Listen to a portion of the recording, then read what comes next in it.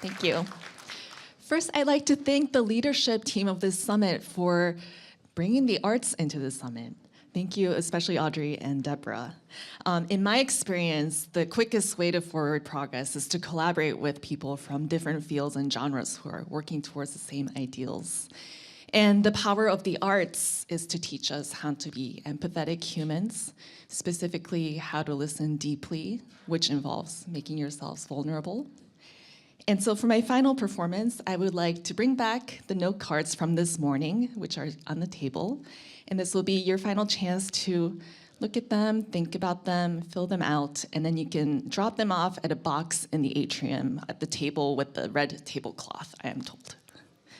So I'm going to share with you the note cards that were collected at my last Gather Here concert, which was at MCI Shirley, a medium security men's prison in Shirley, Massachusetts, about 40 minutes from here. And I hope you can imagine that they heard the same music that you heard today, but in very different circumstances. And I hope you can feel that we are all connected.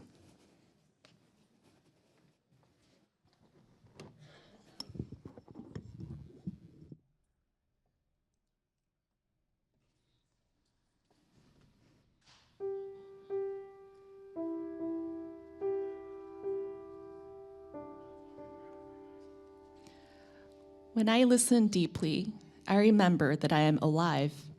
I remember that I am infinite. When I listen deeply, I envision the unlimited possibilities in store for myself post-release from prison.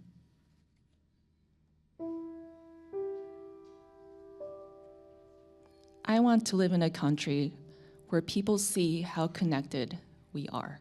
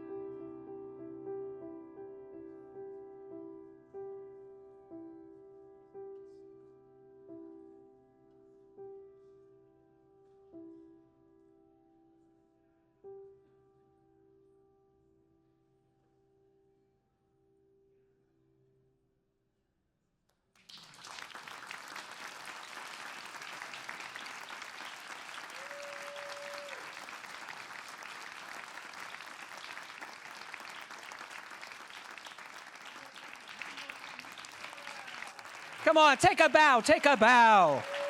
Let's hear it for her. Come on, where's the energy, folks? Let's go. I know it's the end of the day, but let's go.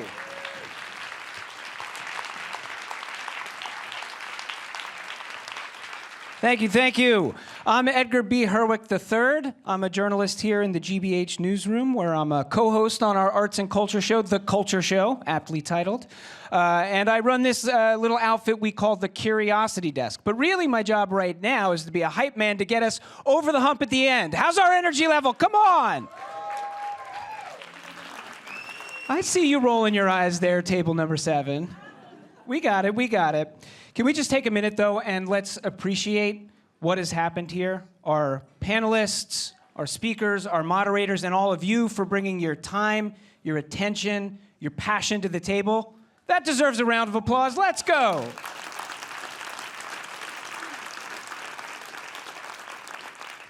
Speaking of passion, our team here at GBH was incredibly passionate about convening this gathering and making it happen, and it would not have been possible without our partner, the Carnegie Corporation of New York. So a round of applause for all of the organizers and our partners. So what did we do? All of it, right? You know, we did the cast the net really wide. We did the 50,000-foot view. We did micro examinations. We did all of it. And what did we learn? No, I'm serious. I want to know what you learned. In all seriousness, right now, does anybody have a thought, a takeaway, a phrase in their head, briefly, a sentence or two that you're walking away from this with? I've got hands up here. We've got microphones coming your way. We would love to hear briefly. If you've got something, raise your hand, folks. Okay. Got another one? Sure. From Maria's talk earlier, she said inspiration spreads faster than fear. I like that.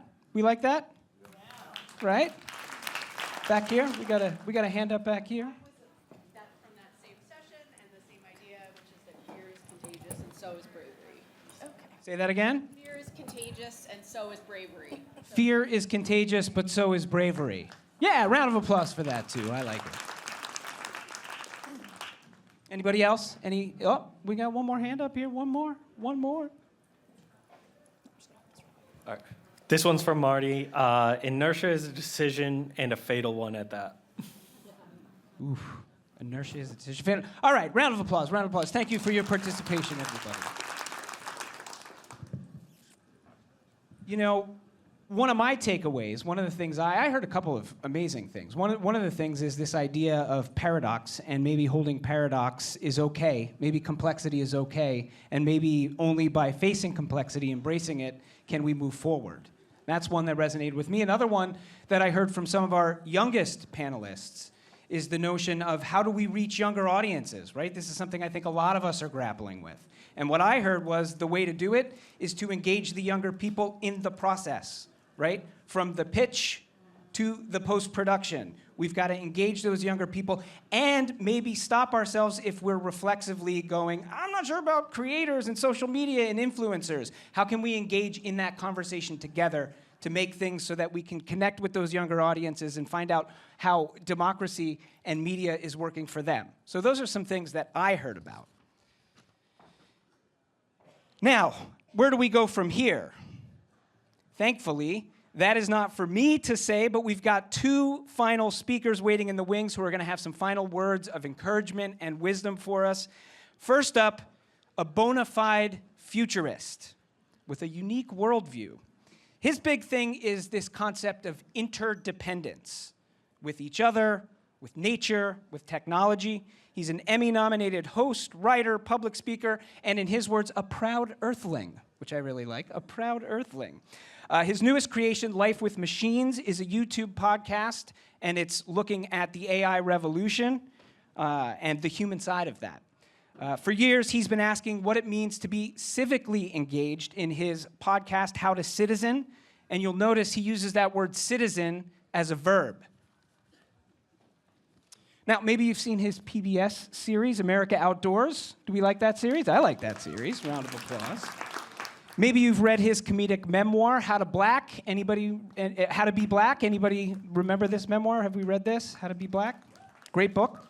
Or maybe you've seen his work for The Onion back in like 2007 through 2012. Do we like The Onion? Any Onion? Yeah? Yeah. Now, a lot of people say that he got his start at The Onion, but I have it on good authority that he actually got his start just down the way in Cambridge at the Hong Kong restaurant where he did stand-up years ago. And if you know the Hong Kong and Cambridge, you're probably wondering, did he have a scorpion bowl? And apparently he did on his 21st birthday. So that's pretty amazing. So in all seriousness, this man's superpower is his unique ability to integrate and synthesize difficult topics in a style that is intelligent, that is engaging, that is compassionate, and is funny. So what is his vision for the future? Let's bring him out and find out. Please welcome to the stage, Baratunde Thurston. All the way. Please keep it going for Edgar. Yes. Hi. It's nice to be in this secure facility with you.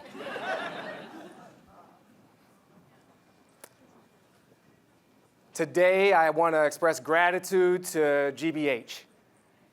Today, I have seen more black employees of GBH than black people I saw in my 12 years living in Boston. I don't know what's changed since I left in 2007, but something's going right in the water. So give yourselves a round of applause. It's nice. I see you and you and you. Kwame told me to stir the nest, so I figured I'd start it off with a bang. I want to tell you a few stories from this world of interdependence that I've been traveling through across nature and across the human world and even the machine world, because we need it, because we're in a crisis. In fact, it's so bad they're calling it a polycrisis. Have you heard the term polycrisis? That is a crisis that cannot stick to being just one crisis. It's a crisis in an open relationship. You got a democracy crisis entangled with a technological and financial crisis, entangled with the climate crisis, and there is another crisis that nobody's talking about. The crisis of the overuse of the word crisis. Serious crisis, and I'm brave enough to name it. My name is Baratunde Thurston, and I was born and raised in Washington, D.C.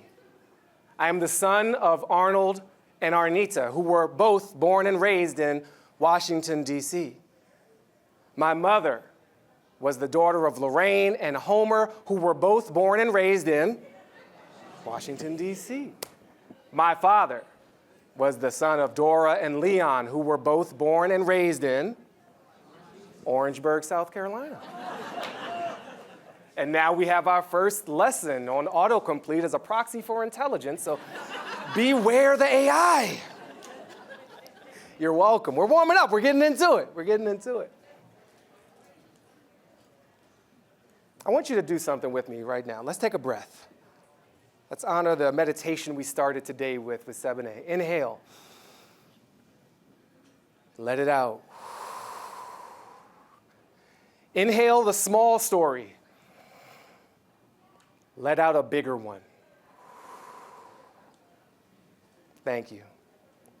My mother was born in 1940 into a story that was too small to contain her gigantic spirit.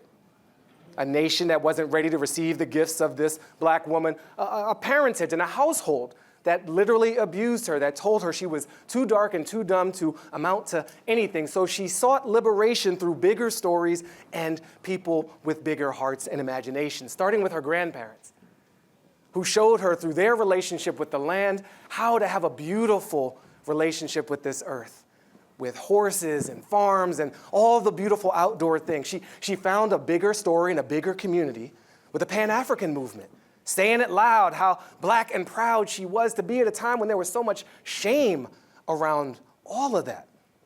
She found a bigger story in her own capacity. This woman who never graduated college became a computer programmer for the federal government in the early 1980s. Essentially, she was a hidden figure. And she would liberate some of that excess inventory and bring one of those computers home for me and my older sister, Belinda. So we got a taste of the future before most people. Certainly the first household on the block to have a PC. Now, when you have a mom like that, one who I and all peer-reviewed science maintain was the greatest mother of all time, literally better than all your moms, and you had great moms, I could tell because you're here. Mine was better. But when you have a mom like that, that water flows down and it kind of affects everything that you grow up into. So my mom took me and my friends camping and biking. She led me to cultural events, and I held up signs at political rallies and events and peace vigils against the gun violence and the local entrepreneurial pharmaceutical activities happening in our neighborhood. You might call it drug dealing.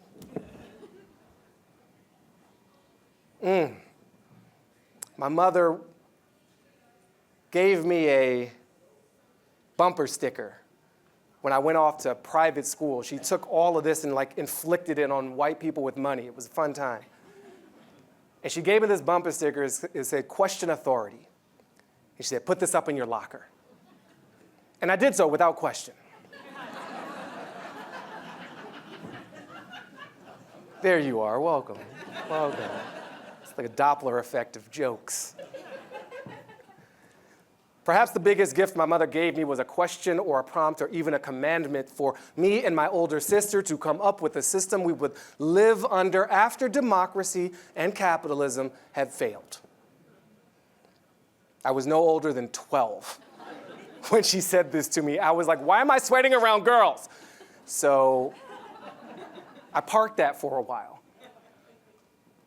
But it was a seed that she planted that would grow into the story that I've tried to tell, which is bigger than just me, a story more of us and more of we. And in 2020, my wife and I combined to make a major contribution, we thought, to that world of story, this podcast, How to Citizen, where citizen is a verb, not just a noun, not just an immigration status that we use to separate people from their families or nations from their own laws, apparently, but a practice, that democracy is something we do, not something we have. And we grounded these stories in a set of 4 principles. To citizen is to show up and participate. Assume you have something to do. To citizen is to understand power, as taught to us in our early episode with Eric Lute. Power is just the ability to have somebody do what you would want them to. It takes many forms: to gather, to spend money, to use physical force, to give attention is to give power. So right now, I'm the most powerful person in this room. What I do with it is also my power. To citizen is to commit to the collective, not just the individual self. And if you listen to our very first guest, Valerie Kaur, that gets easier even in a Western context when you see no stranger. As her book is titled, "The Stranger is Just a Part of Me I Do Not Yet Know." Number 4, to citizen is to invest in relationships with yourself, with others, and with the planet around you, because there is no separation amongst those things. Now, I was so excited to start telling these stories because I was so exhausted from the story that's been overtold of dysfunction, despair, and all the things we can't do. I knew people doing the dope things, not just talking about fire, but putting out fires, maybe even building fire retardant structures in the first place. So we had on stories of people you might know, like Jose Andres. But it wasn't about how great a chef he is or how great a humanitarian he is or how much food he made for how many people, because that's not the model of World Central Kitchen. They don't airdrop food from away. They unlock food from the local systems, from the restaurants and the farmers, from the food trucks and the aunties, and people feed themselves, even and especially after disaster. We went back to an early version of this democracy story. We had our guest on, Claudia Falitz, who runs this organization, Democracy Next, talked about politics without politicians. That sounds real good, doesn't it? I mean, y'all are practically giddy at the prospect, but even the Greeks knew to be suspicious of popularity contests called elections. They're heavily biased toward the charismatic and the articulate, toward the well-bearded, and the people who feel very comfortable on stage.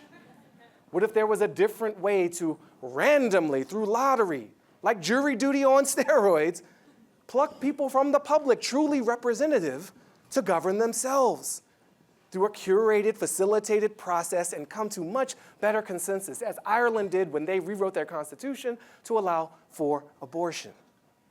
Everybody at the table. And when you shift that lens through which people can see themselves, they start to see themselves as capable of more than what they're being told right now. We met fellow travelers along the way in this journey. Ironically, a British man named John Alexander helping us citizen here in America. He wrote a beautiful book, Citizens, Why the Answer to Fixing Everything is All of Us. His framework is about story. Everything is about story.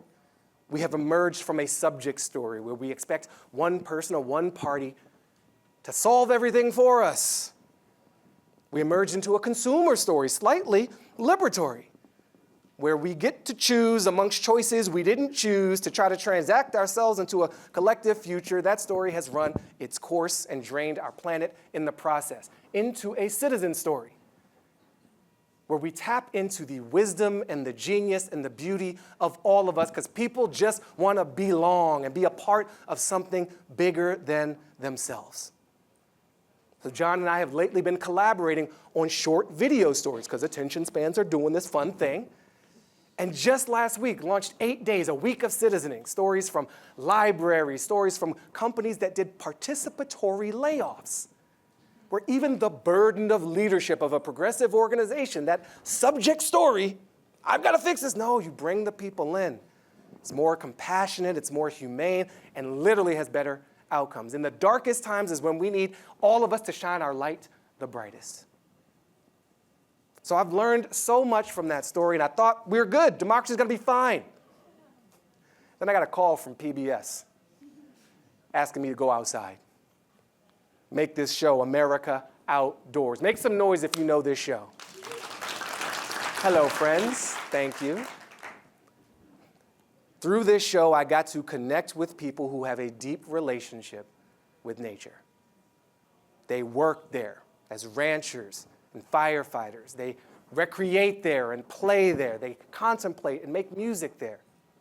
I got to see America, and I got to see America. And I'm so happy to report it's all filled with beautiful story. Where's Arkansas? Arkansas in the house? All right.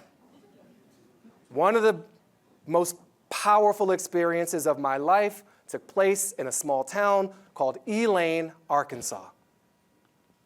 I know most of you have never heard of it, and that's okay.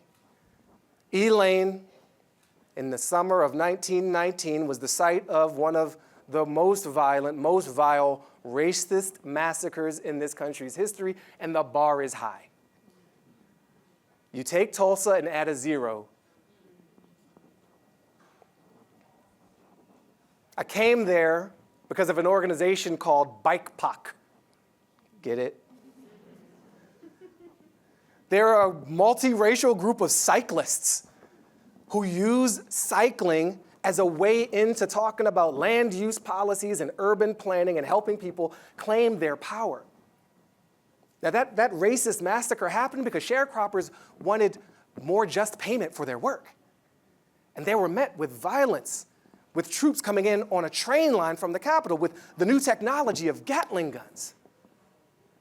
But that former train line is a Rails to Trails project now. And I rode in with Bike Pac and a multiracial crew of justice and joy. The town's first black mayor, first woman mayor, leading an effort to bring the dollars that come in off those paths to the people who were literally killed for seeking dollars in the past. We can metabolize these painful histories and painful stories, and sometimes it's not about talking. Sometimes it's about getting on a bike or getting on a river, where I found myself in what we call Idaho. The Shoshone-Bannock people invited us out for a traditional salmon hunt on the South Fork of the Salmon River. When we showed up, everyone seemed to be in mourning because there were not enough salmon to hunt, and those that were weak because we collectively had cooked them in their own homes thanks to the climate change we've been inflicting on this world. For them, the salmon is literally a brother. The tree is literally a father. And so they were mourning relatives in that moment. I had felt that same feeling. I had experienced that same story before in the most conservative place I'd ever been, Tangier Island, Chesapeake Bay, Trumpiest County by some measures. The mayor, a 5th or 7th or 8th generation boatman, waterman, took me out to the coastline that shouldn't have been, where we found tombstones. The people didn't put their graveyard on the shore. The ocean's rising, eating the whole town.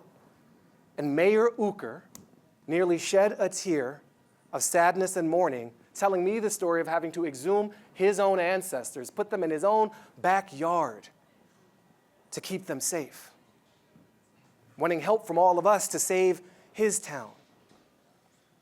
As go his ancestors, so too the salmon. Sometimes the shared story and the shared reality is built on loss.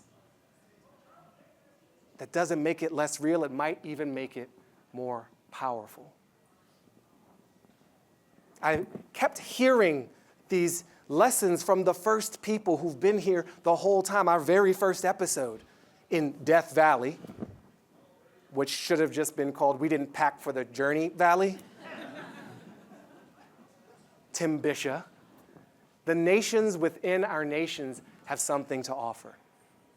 So ironically, as I'm making this show about artificial intelligence, even that comes back to the natural world and to first principles. We can use these technologies to double down on extraction and colonialism and winner-take-all, zero-sum economics, which will be literally the death of all of us. We could do that, or we could do what the Earth Species Project is doing and listen to whales, because they have something to say. Listen to the mycorrhizal fungal networks, because they have something to say. Even, as Deb Roy is working on with Cortico, listen to each other better and enhance those citizen assemblies I spoke of earlier with technology that works with us and serves our needs. So we start with our own prompt, how do we want to live together? And then use tools and services to help us achieve that. Seneca scholar John Mohawk, who's no longer with us, spoke of liberation technologies. These are technologies developed by the people themselves, serving needs that they declare. They liberate us from dependencies on multinational corporations. We can choose a future where we deploy these technologies in a liberatory fashion. But in order to get there, we got to be real and honest about our past. And we're in a season where that's out of fashion, to say the least. I got good news.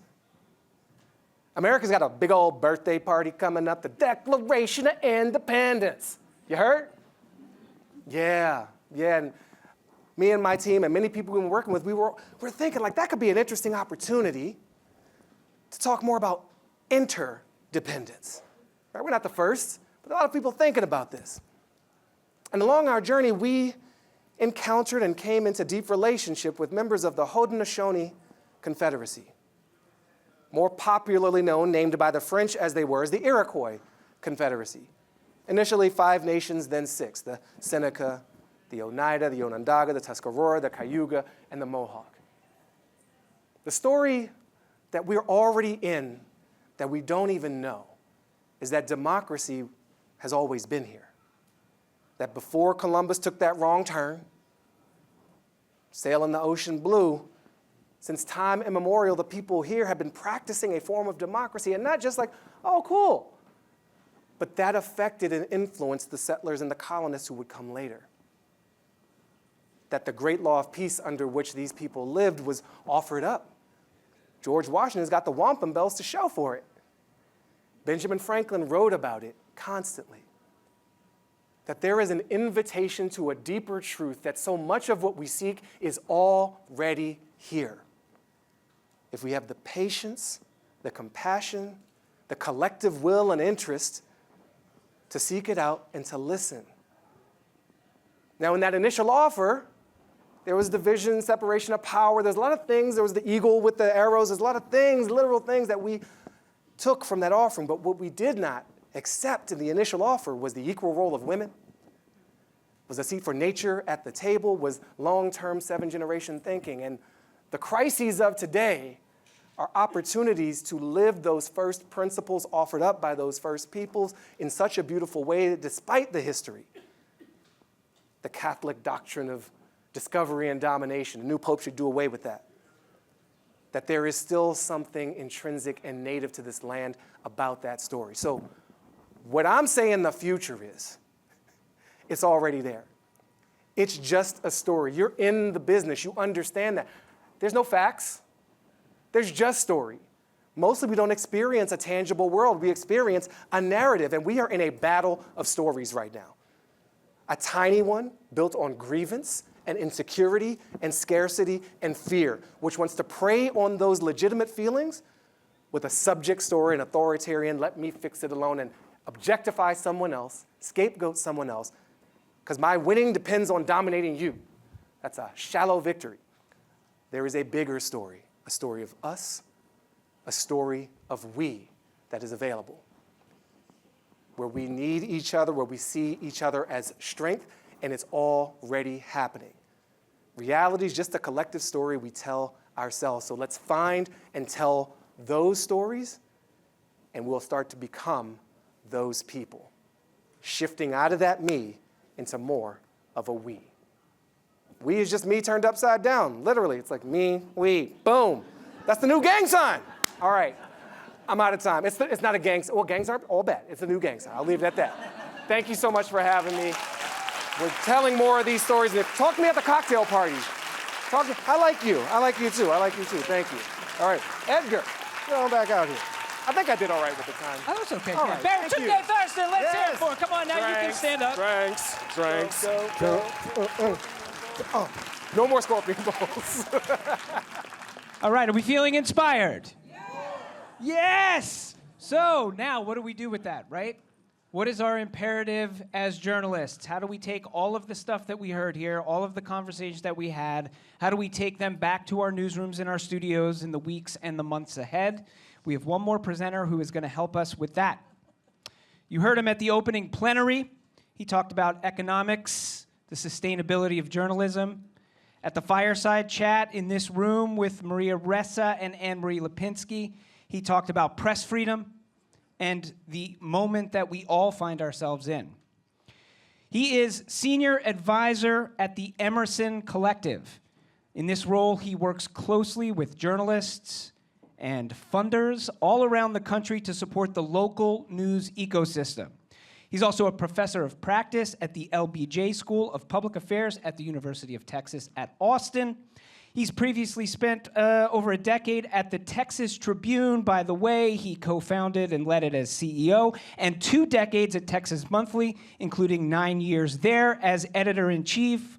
Please welcome to the stage, Evan Smith.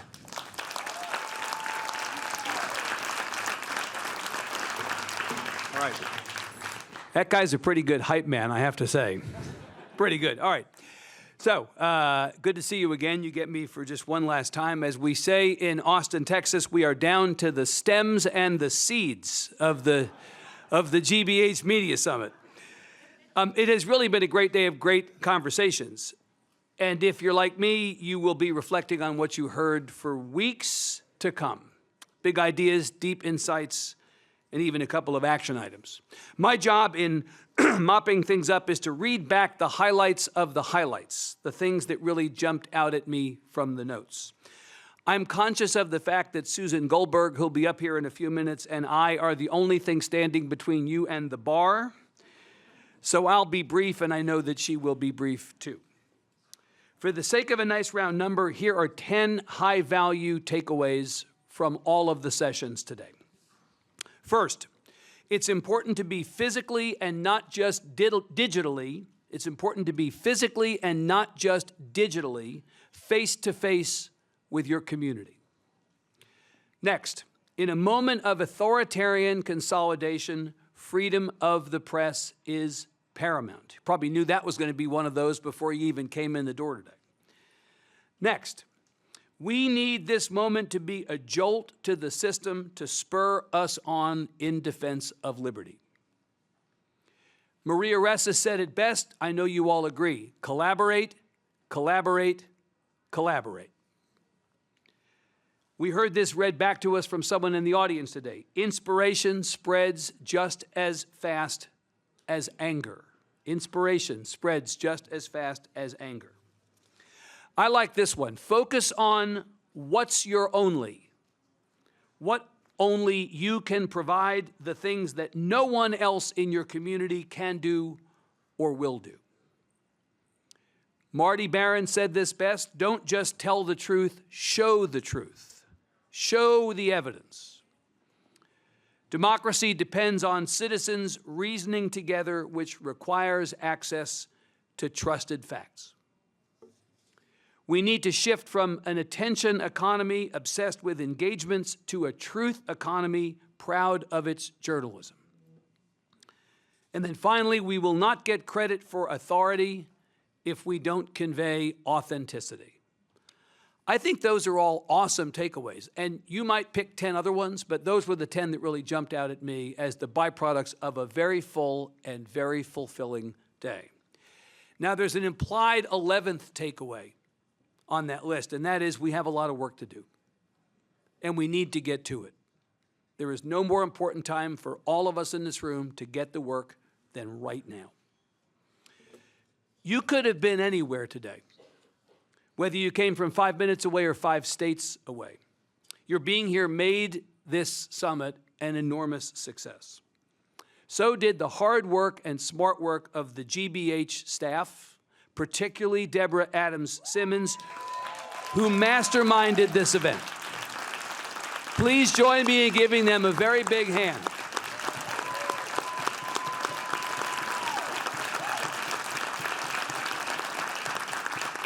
Those of us at events like this, those of us who have the opportunity to be on stage often get the applause, but the people who you do not see are the ones who do all the work, right? And they're the ones who make it possible. So we should acknowledge the staff. So please give them a hand, and especially please join me in thanking and welcoming back to the stage Susan Goldberg.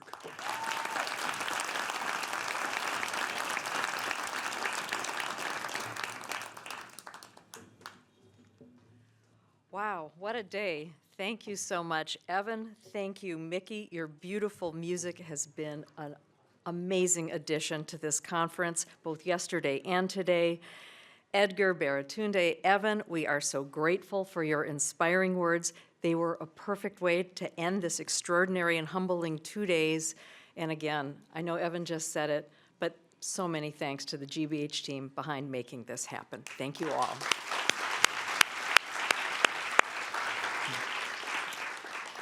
So when we decided to put on this conference about 7 months ago, I don't think any of us could have understood where we would be today or how important it would feel to be together right now. Yes, we knew the journalism landscape was in a tough spot, that the trust in what we do, trust in all institutions, was falling fast. We knew we were no longer operating off a shared set of facts. We knew our country was divided in so many ways, including a vast gulf in its media consumption. But surely, none of us could have fully anticipated where we would be at this moment. I don't know about the rest of you, but I could not have foreseen the flashing red warning lights we now face as journalists, both at an individual level and for our organizations, public and commercial. Today, we heard a lot of hard truths about where we are. I heard Jelani Cobb and Joel Simon talk about the importance of making sure that young journalists get training not just in how to write a lead, but how to deal with a threat. Charlie Sykes noted that our broken incentive structure, based almost solely on rewarding eyeballs and clicks, has served mostly to intensify our national estrangement.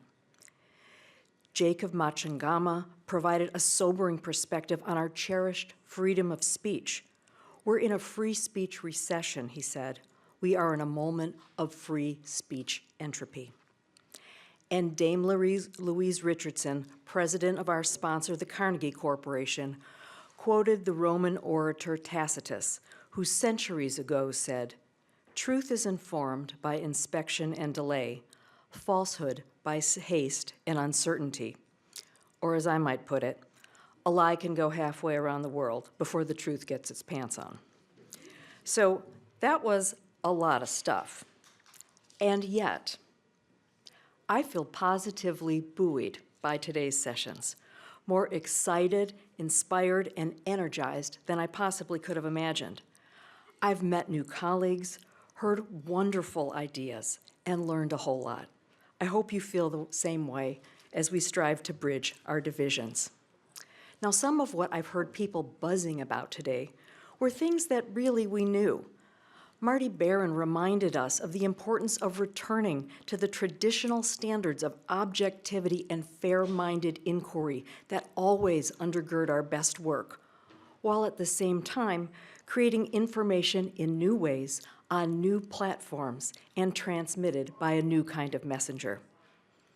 We heard about the importance of owning our mistakes and making corrections, about listening and approachability, about media outlets collaborating instead of competing, about using language that includes rather than just making half of the people who read it want to walk away. I heard two words a lot today. Truth was one of them. It must be relentlessly pursued. The other was local. We should lean into the knowledge and care that comes with really knowing a community and the trust that can be built back starting from the ground up. At the local level, we have a massive opportunity to be truly essential. So it's no wonder that I feel inspired.